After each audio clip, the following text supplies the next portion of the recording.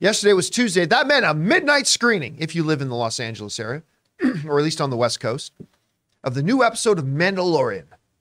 Now, I confess, Andor, I was talking about this on Open Mic yesterday. Andor has kind of spoiled me a little bit as far as it comes to Star Wars being on Disney Plus, because Mandalorian just doesn't feel as shiny to me anymore after seeing Andor, because Andor's the superior show. I mean, but they're different shows. Well, then you probably loved this episode. Well, they are different shows, right? And I'm going to get to that exactly. Because, you know, I've been saying for a bit now that Mandalorian is a great representation of how fun Star Wars can be. Andor is a representation of how great Star Wars can be. So it's a little bit different. So there have been things that I've really liked and been middle of the road on with the first 2 episodes.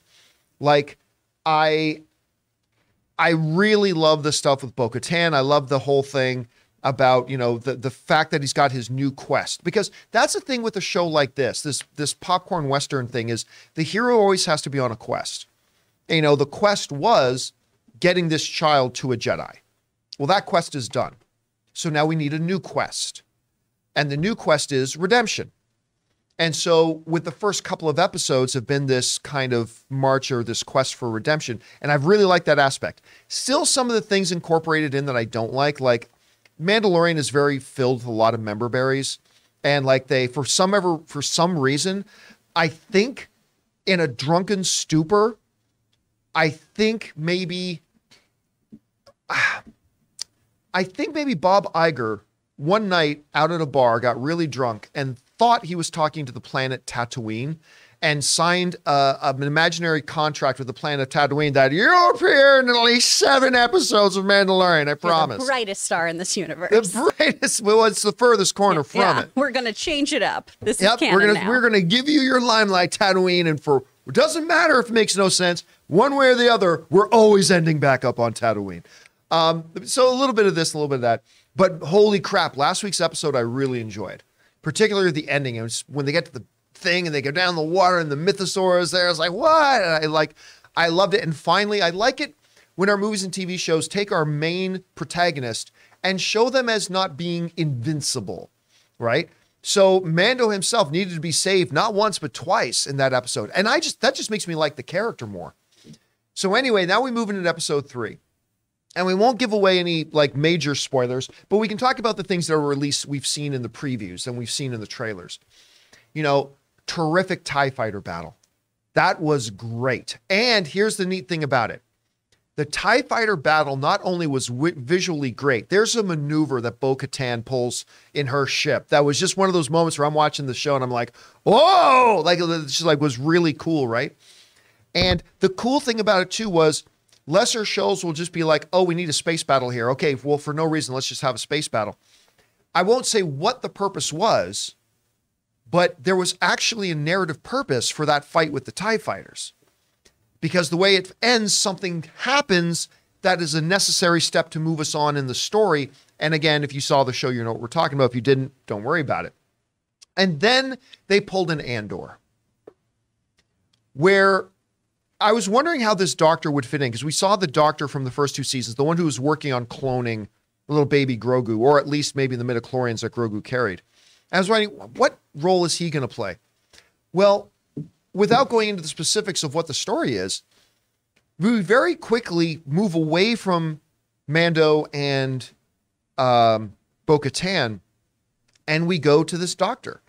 And basically, most of this episode is really a kind of a separate story about this doctor now trying to integrate himself into New Republic life. He's no longer a part of the fractious empire. He's now trying to become a part of society and all this kind of stuff, and faces and is confronted with a moral dilemma.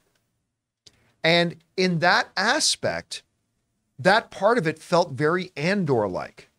You know what else it reminded me of? It reminded me a little bit of Last of Us Episode 3. Just kind of a separate story within a story. Not nearly as good as Last of Us Episode 3, and not even as good as an episode of Andor. But it was the first time in the Mandalorian series that they really said, okay, let's take a minute here and struggle with a real ethical question. And they use this doctor from the first couple of episodes to be the vessel of that. And I found that to be really interesting. And then when we do finally get back to Mando and Bo-Katan, something very cool happens that in and of itself is all right, but it makes me very excited about where things will go. So I quite enjoyed last night's episode. I mean, again, there were some things they were doing that didn't quite work as well as, say, they worked in Last of Us or Andor or stuff like that, but it was still really a refreshing take for something going on in the world of Mandalorian that I enjoyed. And we want to thank a sponsor of this video, MasterClass. MasterClass offers classes on a wide variety of topics, all taught by world-class instructors at the very top of their fields. Each class is broken out into individual video lessons, usually around 10 minutes long. And MasterClass is completely accessible on your phone, the web, smart TV, and available via audio mode to listen to classes on the go. They have over 2,500 video lessons from over 180 of today's most brilliant minds. They're all available anytime, anywhere on iOS, Android, desktop, Apple TV, Amazon Fire TV, and Roku. Now, obviously around here on the John Campea Show, we love our movies, so why not learn filmmaking from Jodie Foster, or maybe directing from Ron Howard himself, or the great Neil Gaiman doing his class on the art of storytelling. And you guys have heard me talk about my favorite class, Business Strategy and Leadership by Big Papa Iger himself, Bob Iger, the new and returning CEO of Disney. So guys, I highly recommend that you check it out. Get unlimited access to every class, and as a John Campea Show listener, you get 15% off an annual membership. Just go to masterclass.com/Campea now. That's masterclass.com/Campea for 15% off Masterclass. Anyway, Chris, you had a chance to see. What did you think? Oh, this is a great episode. There are Gattaca vibes. There's Empire there vibes. There are Gattaca vibes, right? yes. It's so well done. Without spoiling too much, too, we get to go see a bustling Coruscant, which I love, love, love when we just see how heavily populated Coruscant is, with trillions of people living there. This really goes back to a lot of what the original Star Wars did, too, where you tie in a lot of World War II ideology, right? And a lot of the things that happened post-war, right? We're seeing a post-Empire world here with the Republic and how that works for people. And the story of Dr. Pershing was one that I wasn't sure we were ever going to get back to, honestly. And I'm really glad we've picked that thread back up again. And we're exploring that to show the politics of this world after the Republic is won. I'm excited to see how this all pans out, too, for the greater story, because there's a lot of stuff that happened in this one that I think is going to come to fruition later. And that ending, too. I fell down a rabbit hole and I read a lot of fan theories that I want to talk to you about off camera that I was like, wait, what? I felt very Charlie Day, just like making my conspiracy board. But it's a great episode. And this had such a good runtime, too. Why are not all the episodes this length? I'm glad you brought that up, because I started the episode.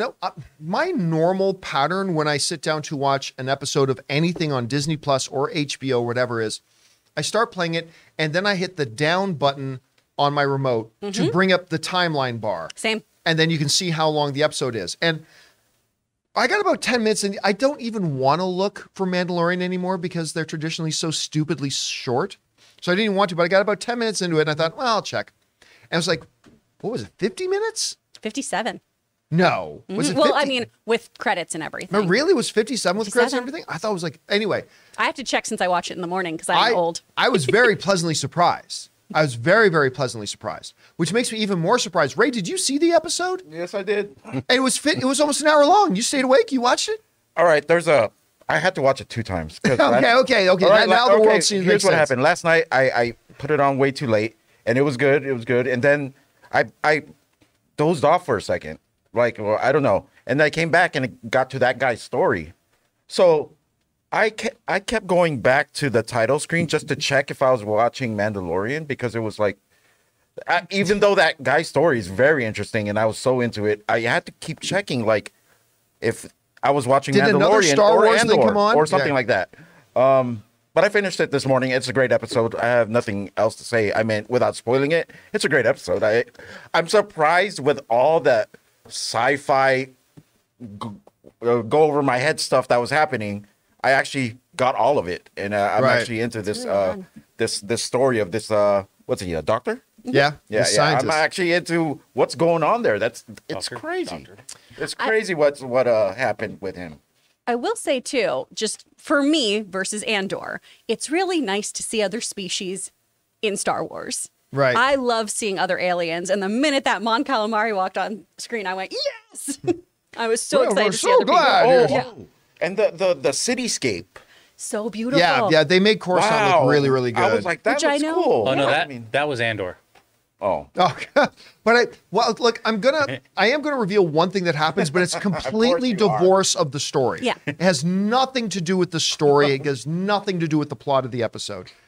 But while on Andor, he's walking around through a city court or whatever, city courtyard or whatever, and you see all this beautiful stuff of Coruscant around.